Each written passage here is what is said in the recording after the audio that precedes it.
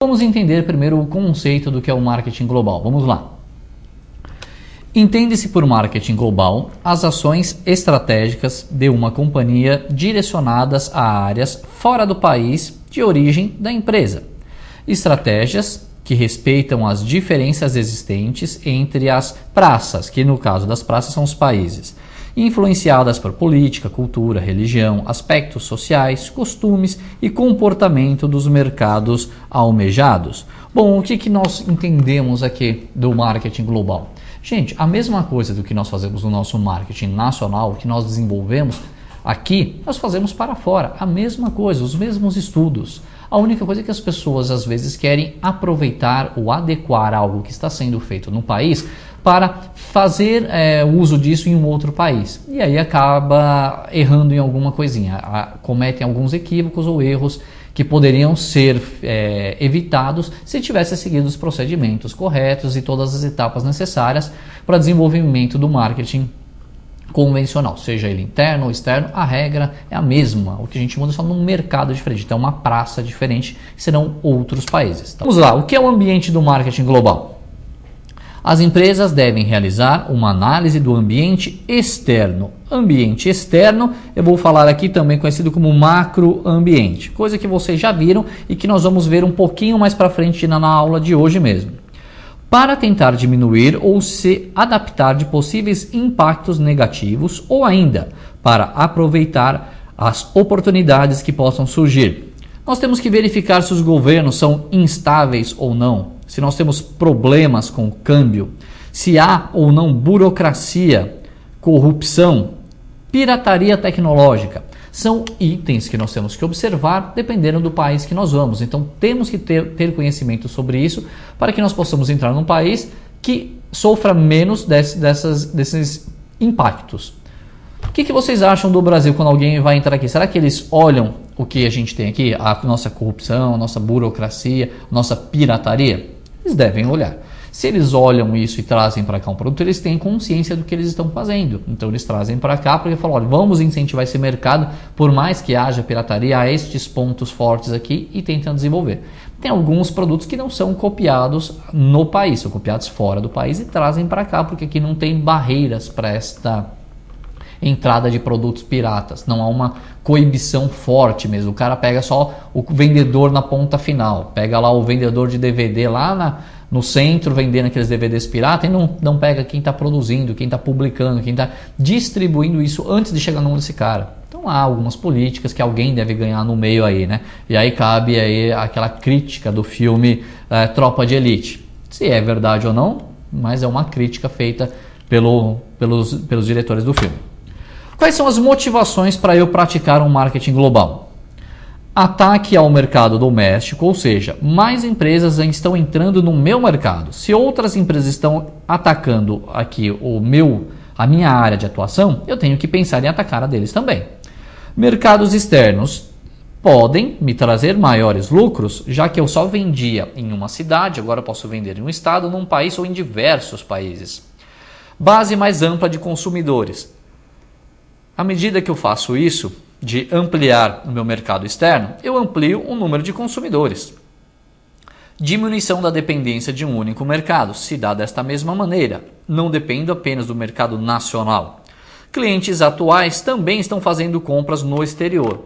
Não sei se vocês sabem, se vocês conhecem, mas recentemente eu fiquei sabendo de uma pesquisa nas quais empresas que fazem carrinhos de bebê estão vendendo, fabricando, disponibilizando produtos em lojas norte-americanas.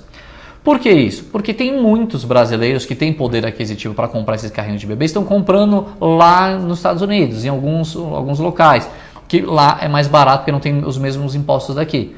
Então essas empresas falam, puxa, se o meu consumidor brasileiro está comprando lá, por que eu não vou vender lá? Então foram para lá e estão vendendo lá melhor do que estão vendendo aqui, porque tem outros impostos, outras formas de vender esse produto. Então nós entendemos que se o brasileiro está saindo para comprar lá fora, eu tenho que ter marcas cada vez mais globais, não apenas locais. Porque se o meu cliente está acostumado a consumir a minha marca, imagine quando ele sai daqui, o que ele vai consumir? Ele vai consumir do concorrente. Se ele consumir do concorrente, voltar para o Brasil e no Brasil tem a marca do concorrente, você quer que ele continue quando o concorrente não volte mais para a sua. Então tem que estudar isso. Os ambientes de negócio são os seguintes. Nós temos que entender, segundo o National Business Environment, que nós temos que compreender as diferenças culturais. Nós temos que entender as leis e regulação de um país.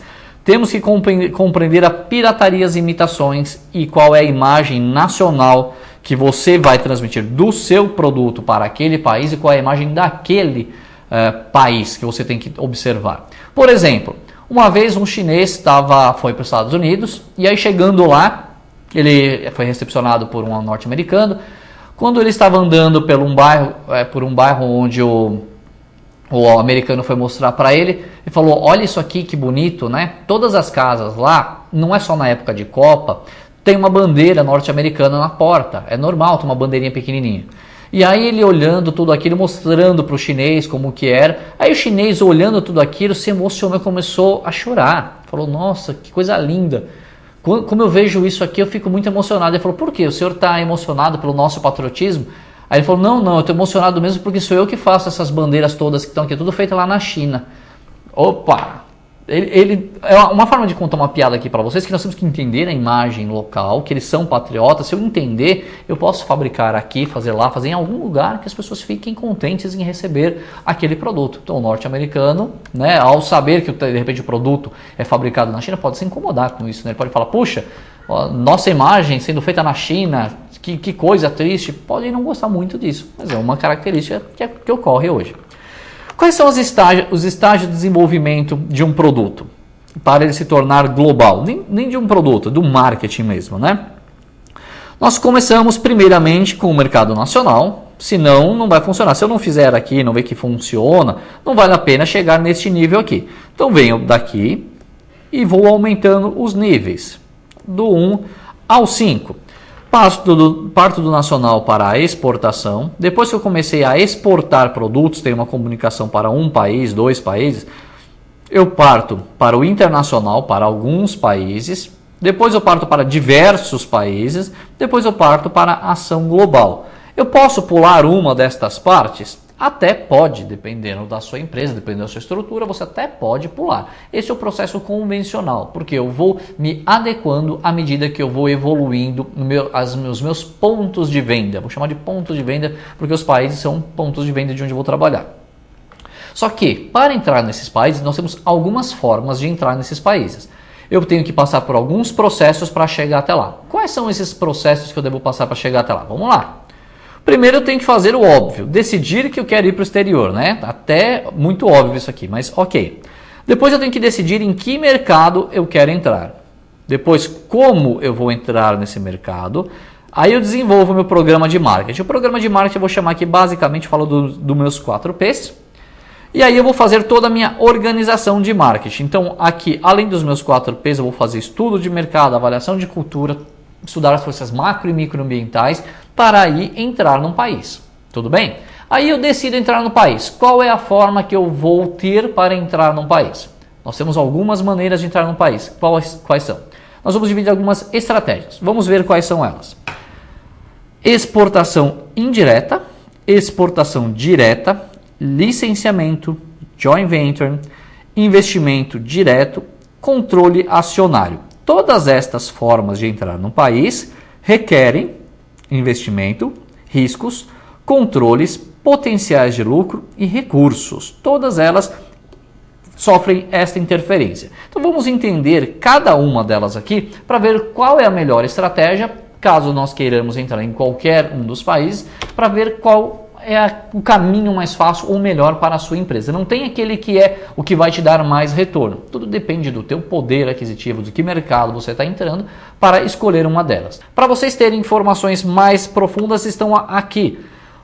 A bibliografia que eu trabalho com vocês é Planejamento de Marketing, da editora Pearson. Nós temos aqui também Marketing Global e também o livro do Éder chamado Plano de Marketing. Caso vocês queiram se aprofundar nos conteúdos, estão todos os exemplos daqui. Todos esses livros têm muito mais exemplos sobre os erros de marketing global e muitas outras coisas.